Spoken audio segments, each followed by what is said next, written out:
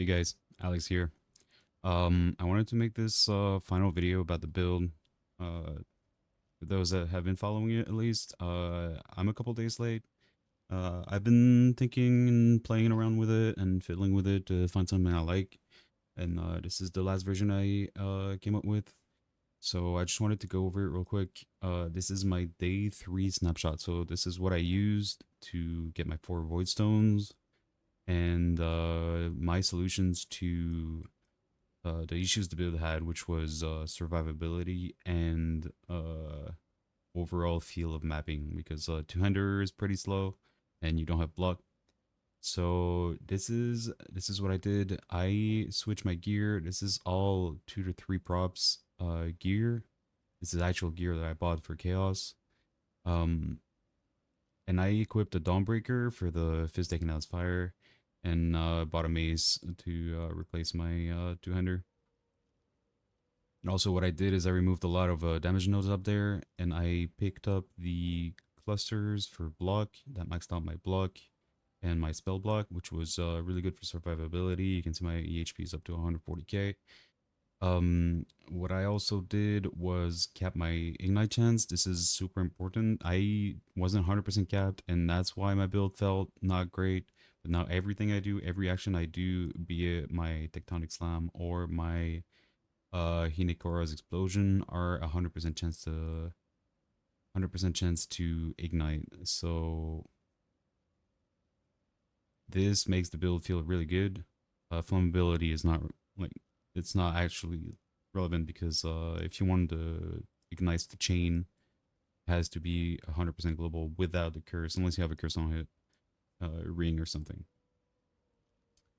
So this is my day 3 version with the DPS that it has. It was able to clear everything except Ubers. 700k with hit and ignite. We also have permanent cruelty uptime maxed out. We have 45 maxed out always. And overall this feels really good. I've updated it since.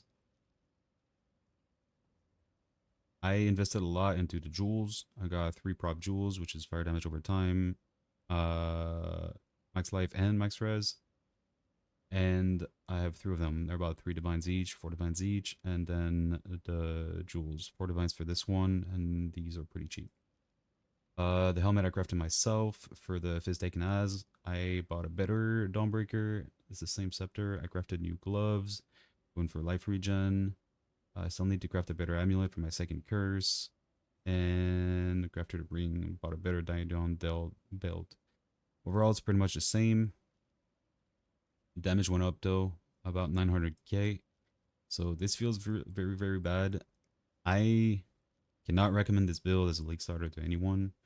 If you are looking for this playstyle and you do not want to play Fire Trap or Cast When Stunned shenanigans, this is a decent Chieftain build for Hinekora's. But Hinekora's gameplay itself is not great, in my opinion. It feels really good when it works, but when it doesn't, it does not feel great. Um, so that's about it. I will show some gameplay here in a second. Just the changes I made from the initial POB. I decided not to go for all 6 life masteries because I don't have access to this. The points are extremely tight. This or this. The points are way too tight. I can't afford it. I also went one-hander, obviously. I removed this on this version for life regen for Annihilation's Approach, to replace Legacy of Fury. And, oh, I don't auto-exert Infernal Cry, auto-exert Battle Mage Cry for my curse, and I self-cast Infernal Cry for when I want the explosion, or when I want single target with the combustion, and obviously Vaal Breach, which is extremely expensive for what it does, and it's a crutch. But it works. When you need it, it works. So that's about it for the build. Again, I do not recommend it as a league starter or as a second build, I guess, unless you are actively looking for this playstyle. It is not great, but the mapping is really, really smooth. It's just the bossing, or when a mob is or rare is extremely healthy and tanky, and you can't kill him easily, and you don't have mobs to blow up on him. So real quick, I'll do a map. I don't think I had anything else to say about this. Already had a map put in. So this atlas, basic, Beyond, and Delirium. I'm just trying to farm up to 8 rewards, which usually I don't have a issue with, and then harvest, because harvest juice is always a good source of currency. Then some scarab nodes here for the meta farming strats. I'm currently farming Moon Temple, which is not a good map, because I'm looking to scry the cards off of it. But here we go. This mapping is extremely smooth until you get to a boss that you do not blow up instantly.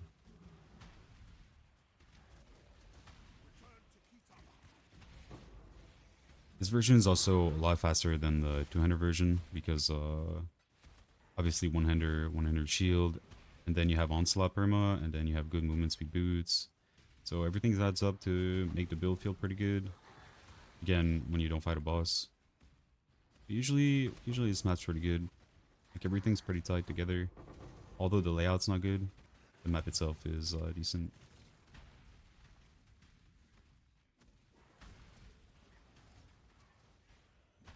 The Ignite Pro lifts feel very good from the cluster. Obviously, the whole build is built around that, but I decided to go for that instead of the gloves because I wanted the dot multi on it.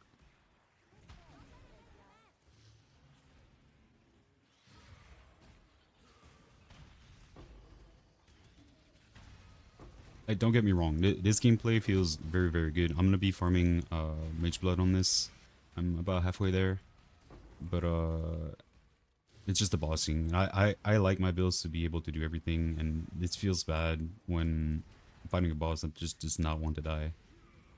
Extremely tanky, I rarely ever die. I just leveled, which is why my XP is less than 1. Level 97 yesterday. This is the case where I didn't kill the rare instantly, but my damage is pretty good.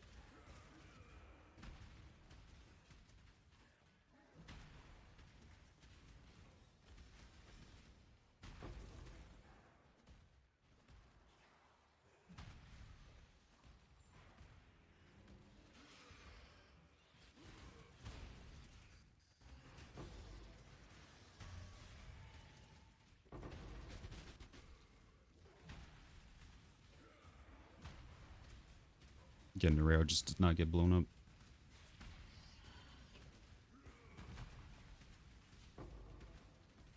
You can see how this can get annoying, but it's not like the build does no damage outside the explosions, which feels really good. But I still think Fire Trap is a better version of this. But I can see why the playstyle gets annoying. But the RF playstyle is extremely satisfying in maps, because you don't really have to stop here and attack, but it's not too bad. I personally enjoy it.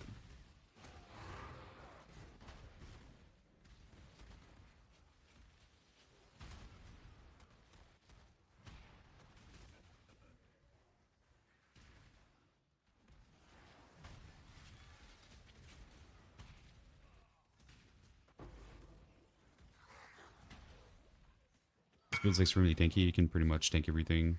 One thing to bear is just for my point, but it is definitely up there. Quality of life.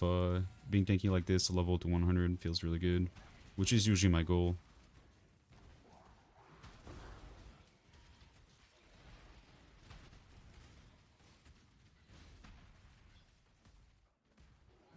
Alright, going on to the 7 rewards here in a second.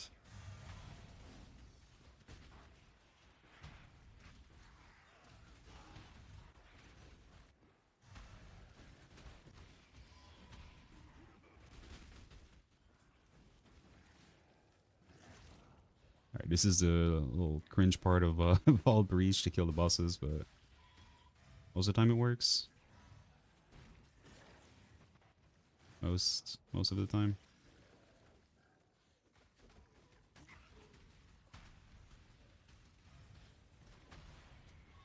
Keep in mind it is a 6 layers or 60% delirious beyond boss.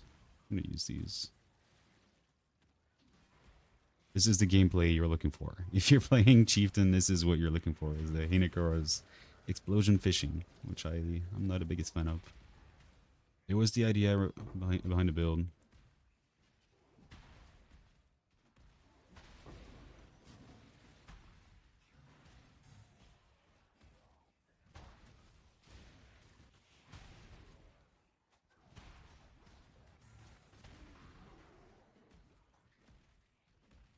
Almost done here. Getting the 7 rewards. Then we can kill the boss.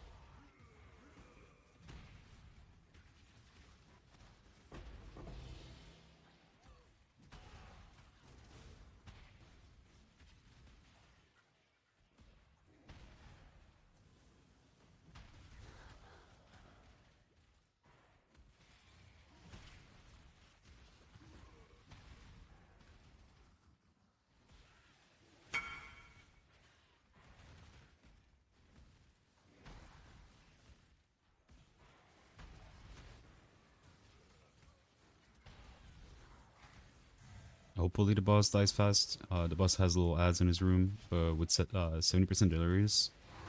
Sometimes he doesn't die from the one explosion.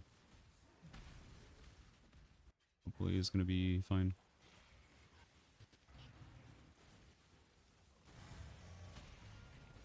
Yeah. See, the power, when Hinekora works, it feels really good. But it doesn't always work, which is my main issue with the build. And obviously it's not reliable in actual pinnacle boss fights. So there you have it. Again, I do not recommend this if you're looking for a big all-rounder, but the mapping is really smooth, as you saw. As long as the layout's tight, usually. Extremely tanky, 120k HP. Other than that, not much else to say. I won't be making more updates about this. Um, but if you're looking for that playstyle, I do recommend it. If you do not like RF, I will be sticking to it, but it's not my perfect build. So hope you guys have a good one. And maybe in the future, more builds. Have a good one.